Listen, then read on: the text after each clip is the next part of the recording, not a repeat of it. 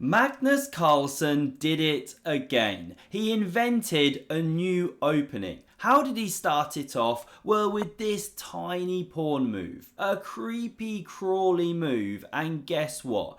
If your opponent goes d5 and then you go pawn h3, not played, well, this is known as the Creepy Crawley, coined by Mike Basman, a guy from my neck of the woods who played weird and wonderful stuff. But Magnus does not do that in this game. He plows forth boldly with pawn to h4. Now this one I was coining the plow, right, on move 1. But he's combined it with this. Switch to the Lee Chess database. This has never been seen before in that master database. Incredible stuff. This is Titled Tuesday, Blitz Chess, Weekly, elite level players, and look at Magnus's opponent. Nearly 3,000 rated, a Cuban-American grandmaster called Yuniesky Quesada Perez. This game has everything, because after bishop f5 is played here, guess what?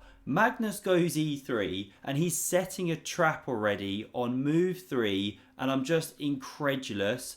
e6 is played and the trap is fallen for. These are grandmaster players just crumbling against this opening rubbish. What is going on?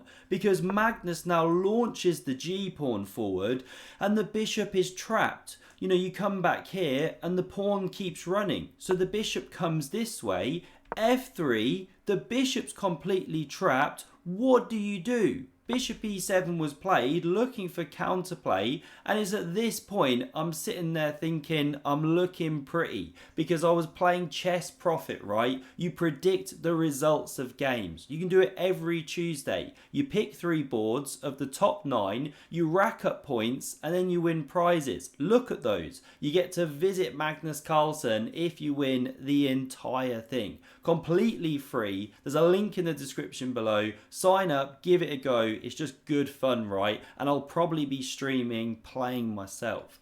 Now, what does black do here? You're about to lose a piece. Do you go gently into that good knight? Or do you rage against the dying of the light? Well, of course, Magnus takes the piece and black crashes through here. You've got to try and fight. King e2, the old bomb cloud move. Magnus still in chess 960 mode, right? He doesn't want a safe king here. So we get takes on e4 played. Now, yes, Magnus is better, an entire piece ahead, but black does have 2 pawns. And if you're losing, getting squashed, well, launch that f-pawn down the board, right? It supports the center, and things get weird now, and I am not joking. Watch how this game flips. d3 is now played.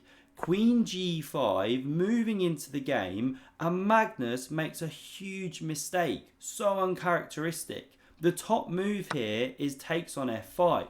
But you do expose your king. You know, down this diagonal, you can understand why Magnus was hesitant. There are tactics like this in the air. Queen takes, but then you win a rook. Now white is a lot better here. You know, queen defends the knight, game goes on. Winning completely for white. But Magnus gets a bit spooked, takes on e4, and now f takes on g4 played, and that pawn is dominating the knight on g1. Gary the G-pawn doing it for Garys everywhere. They're a dying breed here in Britain. Give a Gary a hug if you know one. What to do for Magnus? He's got some real issues with the unravelling. So he plays pawn e5 here. Sneaky move, playing for tricks. If queen takes, you've just left the protection of your bishop. So not played. Black carries on just developing the knight here. Excuse me, getting too excited. And now Magnus goes bishop g2, carries on the development. Knight g to e7 played, great move. Not yet snagging the material, don't rush it, get your bits into the game. And now Magnus centralises the knight, hits the queen, it slides to the h file to stay with the protection of the bishop. And now here, Magnus just goes off on one. He must have had some brain fog. Rumour has it the air quality in his Oslo apartment dropped at this point. The waft of fresh herring coming in through the upstairs window through Magnus's nostrils. He goes into a cloud and plays knight f3 after about 50 seconds thought, giving an entire piece back because he was so desperate to unravel. The computer found some clever stuff with queen e1 as a better move, pressuring here, using pins, but Magnus gives back the piece. Pawn takes, bishop recaptures, hits the queen, it drops, and now he's got so much herring filling the nostrils and the brain, he goes knight f6 check,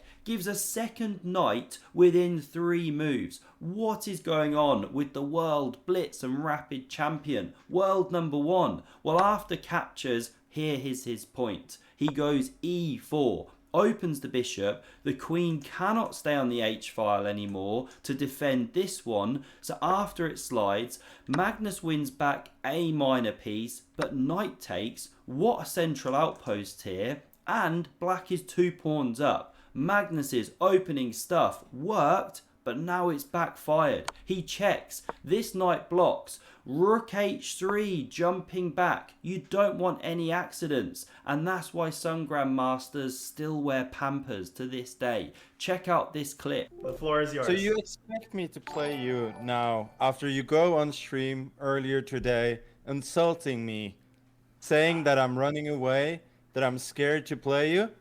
Let me tell you one thing. I was a GM, I was a world champion when you were doing pee-pee in your Pampers.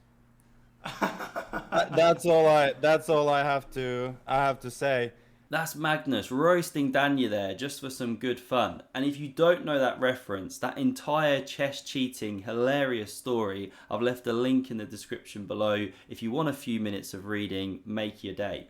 So rook d8 hits Magnus's queen. He slides to g1, and look at that for a showcase of the power of the queen. A rook and a bishop combined. This one threatened, this pawn threatened. So rook g8 supports the queen. Magnus now picks up a pawn. He wants counterplay, but watch this. Queen d7 threatens a huge check on d1. So Magnus develops the bishop. The rook now covers the square, and queen c6. Both players showcasing the seductive power of the queens as they slide round the board. Magnus drops back, looking for an exchange. He couldn't cover both pawns. You know, a4 wasn't available. The queen covers. So he comes here. Now I feel like Hikaru. All those hours, I'm not quite as good. Sorry, arrows, not hours. The pawn on e4 drops, and Magnus, desperate for counterplay down the g file, slides the rook over,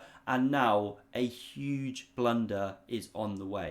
We get king d7 played. Look at the swing in the evaluation bar. That is about 10 pawns worth because white is now completely winning.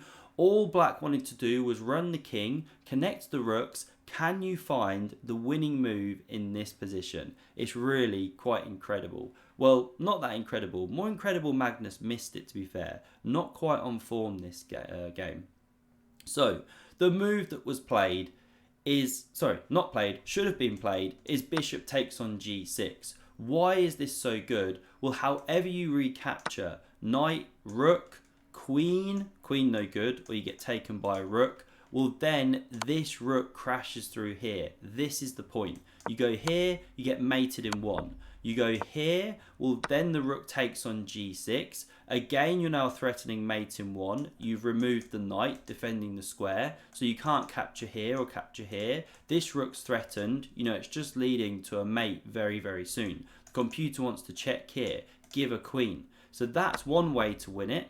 And if instead of all of this, the knight blocks, well then of course you still take, you run things through, you're getting mated. It just doesn't work in any of the variations. Bishop takes, pawn takes, still the rook invades. Deadly stuff. But missed. Magnus goes king f2, and now look at the placement of that king and queen. Because king c8 was played, tucking back, Magnus doubles the rooks here, and now this is truly just incredible recognition here from Yuniesky. I mean, what a move. He plays knight to f4. There were many good moves, but here he's leaving an entire rook hanging. because he's seen he can go to Forktown, population Magnus, king moves after the pawn captures with the second knight capturing, and then you pick up the queen. Incredible stuff. The bishop's pinned, so you can't even win the knight. So this bishop chases away the queen, it checks, we get the king sidestepping, few more spike checks, Magnus doing his best here, running around the board, but he resigns in this position. Actually loses on time, it looks like. Why? Well, what to do? You know, where does white go here? You're getting checked, you're losing pawns. Black is 5 pawns up, as well as having a queen for a bishop and rook. There's just nothing more to be said. It's game over here. Magnus goes down. Unexpected, I know. He's always winning, right? But hey, you don't always have the script written out in an epic chess video. I hope that's why you love the channel. Please do subscribe if you haven't done so already. And for another epic game, check out the video on screen. Thanks a lot for watching and see you soon.